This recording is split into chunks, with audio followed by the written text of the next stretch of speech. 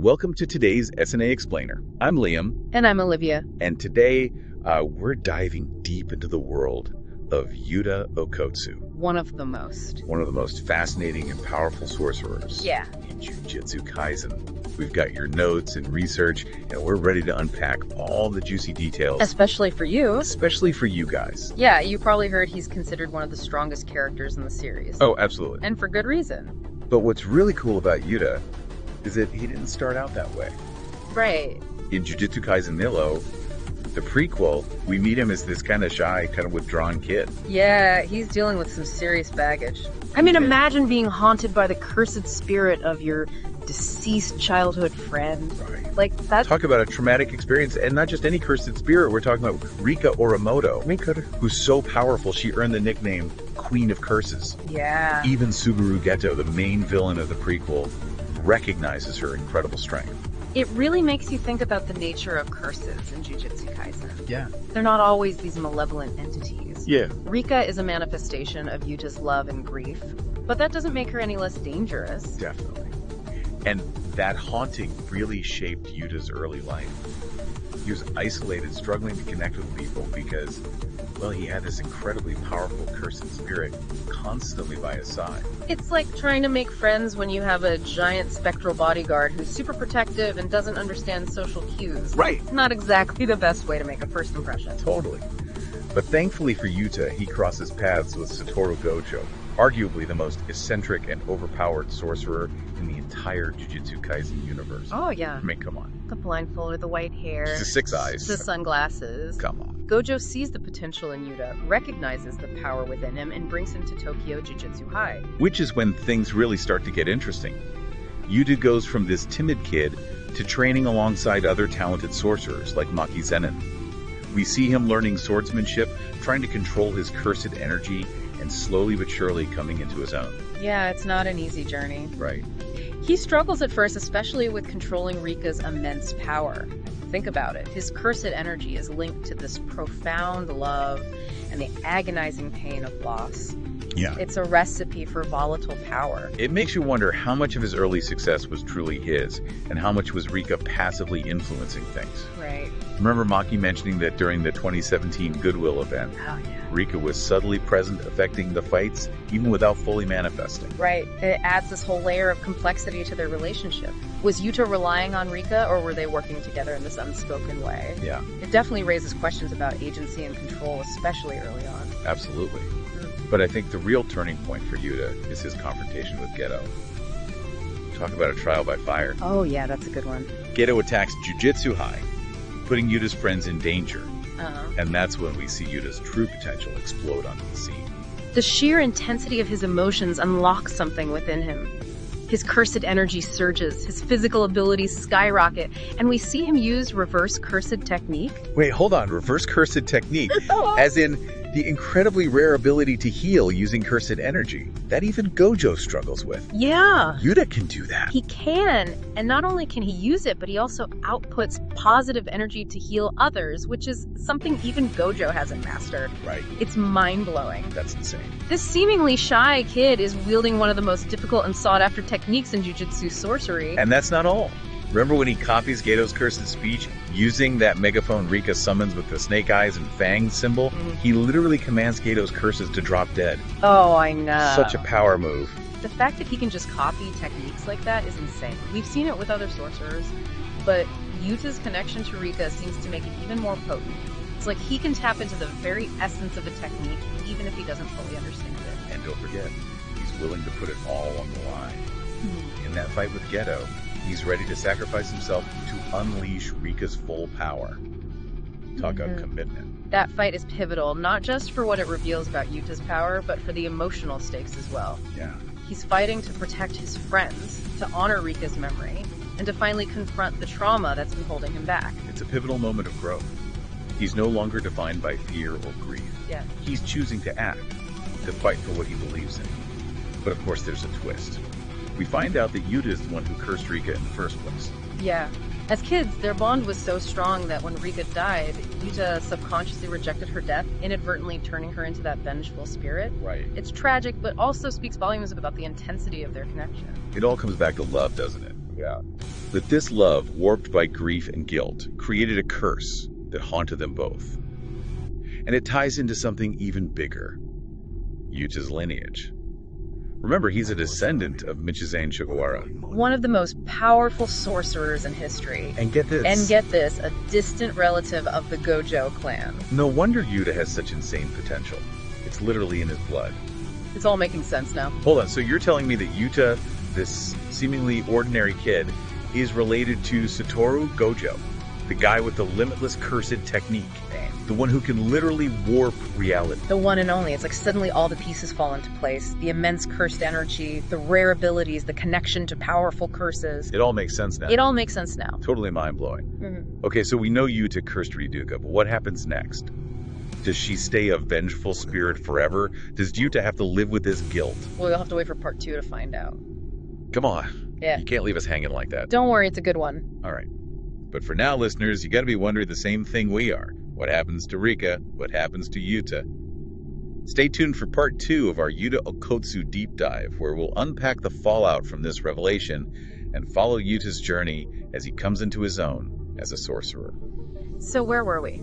Ah, yes, the bombshell revelation that Yuta was the source of Rika's curse. Yeah, talk about a game changer. I mean, it completely reframes their relationship. But the big question is, what happens after Yuta realizes this? Does he just wallow in guilt? Surprisingly, no. Remember, this is Yuta we're talking about. He's all about taking responsibility and, more importantly, finding a way forward. Right. And while there's the fact that he's insanely powerful even without Rika. Okay, but does he lose all of Rika's power when the curse breaks? I mean, she's this immense source of cursed energy. Not exactly. It's like some of her essence stayed with him, you know? He retains his massive cursed energy, reserves the ability to copy techniques, and of course his mastery of reverse curse technique. That's a game changer in itself. Right? Remember how rare it is? Even Gojo can't do what Yuta can with reverse cursed technique. It's like Yuta's this walking, talking fountain of healing energy. Exactly. It sets him apart from other sorcerers and adds this whole other dimension to his character. He's not just a powerhouse, he's also got this incredible capacity for healing and restoration. It's like even without Rika, his connection to life and death is super strong. Totally. So what happens to Yuta after Rika is free? Does he go back to Tokyo, Jujutsu High, put on a school uniform, and pretend everything's normal? Not quite. He goes on a journey of self-discovery and training mentored by Gojo himself. And then he's sent to train with Miguel, this super strong sorcerer from overseas. Oh, wow. They travel the world honing Yuta's skills, searching for cursed objects, and basically getting him ready for the next level of jujutsu sorcery. Global training montage. Yeah. Love it. So he's not just learning new techniques, he's gaining experience battling powerful curses and really maturing as a sorcerer. Yeah. It's like he's leveling up. Exactly. And all this hard work pays off. He returns to Japan a changed man. He's stronger, more strategic, and has his quiet confidence that wasn't there before.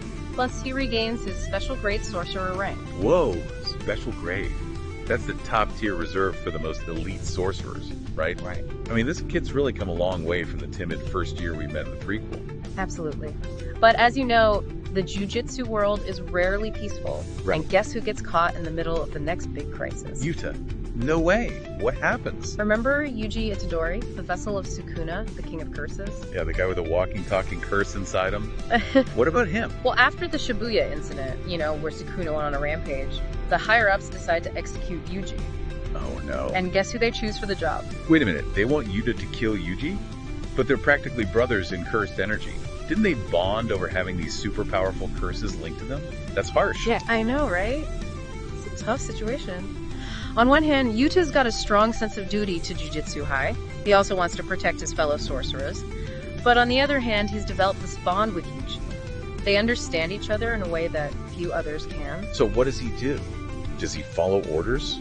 Does he go against the higher-ups? The tension's killing me here. This is where Yuta's strategic mind comes in. He makes a secret pact with Gojo, the only one he can really trust. Remember how Yuta's the only one who can output positive energy with reverse cursed technique? Yeah, his signature move. Yeah. The one that even Gojo envies. So what does he do? He fakes Yuji's death. He hews Yuji so well that it looks like he's dead, fooling the higher-ups completely. He even delivers this convincing apology while killing Yuji. Oh, wow. Exactly. It's bold, it's risky, and it totally works. Yuta uses his unique ability to outmaneuver the authorities and save Yuji. It shows how much he's grown, not just in power, but in cunning, and his willingness to defy expectations. He's not just following orders anymore. He's making his own choices even if they're dangerous. Yeah. Talk about a character arc. But this can't be the end, right? What happens next? Well, buckle up, because things are about to get really wild. You're killing me with the suspense. Just tell us what happens. All right. The Jiu-Jitsu world throws another curveball at Yuta. A new threat emerges: the Culling Game, this deadly battle royale between sorcerers, and guess who gets dragged into it? Yuta, of course. It wouldn't be a Jujutsu Kaisen arc without some crazy high-stakes competition. Right. So what does he do in this Culling Game? Does he go on a rampage, racking up points like a cursed energy pinball machine? Well, you'll have to wait for part 3 to hear all about that. You can't be serious. Another cliffhanger? Come on. Patience, my friend. Patience. Fine. Yeah. But listeners, you've got to be as hooked as we are. What happens to Yuta in this Culling Game? Does he dominate? Does he find a way to end it? And most importantly, what does this all mean for his ultimate goal, surpassing Satoru Gojo? Stay tuned for the thrilling conclusion of our Yuta Okatsu deep dive coming up next. All right. Are you ready to dive back into the chaos of the Culling Game? Absolutely. Last we left off, Yuta was thrown into this insane battle royale. I'm dying to know how he handles it. Does he go full berserker mode? You'd think so, right? With all that power and the ability to copy techniques, he could easily dominate. But what's fascinating is that Yuta's journey in the Culling Game becomes about something more than just winning. He takes on this protector role. Really? In the middle of a deadly tournament? Who's he protecting? There's a group of civilians trapped within one of the Culling Game colonies. Oh, wow. Yuta steps up to safeguard them. It's like, even in this cutthroat environment, his instinct is to protect the innocent. That classic Yuta. Yeah. Always putting others first. He's not in it for the points or the glory. He's using his power to make a difference, even in this messed up situation. And get this, he's not just protecting them, he's engaging with his opponents on a deeper level. Okay. He actually tries to understand their motivations, even the ones who are considered enemies. Wait, hold on. He's having philosophical debates in the middle of a death match. Is he trying to win or start a book club? It shows how much empathy he has, you know? He doesn't just see them as obstacles, he sees them as individuals with their own stories and reasons for fighting. He even spars with Ryu Ishigori, this ancient sorcerer, not to defeat him, but to grant him the fulfilling battle he's been craving for centuries. Okay, that's both heartwarming and slightly crazy. Right. But we can't forget the big elephant in the room, Sukuna. You know, the King of Curses residing in Yuji Itadori Yuta went to great lengths to save Yuji. So what happens when they finally face off? It's the clash everyone was waiting for. Yuta, with his arsenal of copied techniques, goes head-to-head with Sukuna, this embodiment of raw, cursed energy and destructive power. It's an epic showdown. So who comes out on top? Yeah. Don't tell me it's a draw. Just go the beats. Yuta pulls off an incredible move. He uses a copied technique to nullify Sukuna's jujutsu, landing a solid hit on the King of Curses himself. It's a defining moment, proving that Yuta can hold his own against even the most formidable curses. Whoa, he actually injured Sukuna. The guy's practically invincible. That's insane. Yuta's basically unstoppable at this point. He's got power, strategy, empathy, and this incredible ability to steal techniques. It's almost unfair to everyone else. Right. But speaking of unfair, what about his ultimate goal to surpass Gojo? Has he reached that level yet? Yeah, that's the big question. After everything he's accomplished, after defeating powerful sorcerers and even challenging Sukuna, has he finally eclipsed Gojo? It's hard to say for sure. Gojo is still the gold standard, you know? He possesses unmatched power and mastery of his limitless cursive technique, but Yuta has grown tremendously. He's shown us that he can adapt, strategize, and push himself beyond his limits. So it's not just about raw power or having a collection of cool techniques, there's more to it. Exactly. It's about mastery, experience, and constantly refining your skills. Gojo has been at the top for years, pushing the boundaries of what's possible. Yuta, while insanely talented, is still on that journey. So what's next for Yuta? What's the end game here? That's the beauty of it. We don't know for sure. But one thing's certain, Yuta Okatsu's story is far from over. He's got this incredible potential, this unwavering drive, and a heart that's always in the right place. He's destined to shape the future of Jujutsu Kaisen in ways we can only imagine. And there you have it, folks. Yuta Okatsu, from timid cursed kid to powerhouse sorcerer. It's a wild ride full of twists, turns, and jaw-dropping displays of power. We hope you enjoyed this deep dive into Yuta's world. And if this deep dive has sparked your curiosity, we encourage you to explore the manga or watch Jujutsu Kaisen 0. Trust us, it's worth it. Until next time, keep exploring, keep learning, and keep diving deep into the worlds that fascinate you.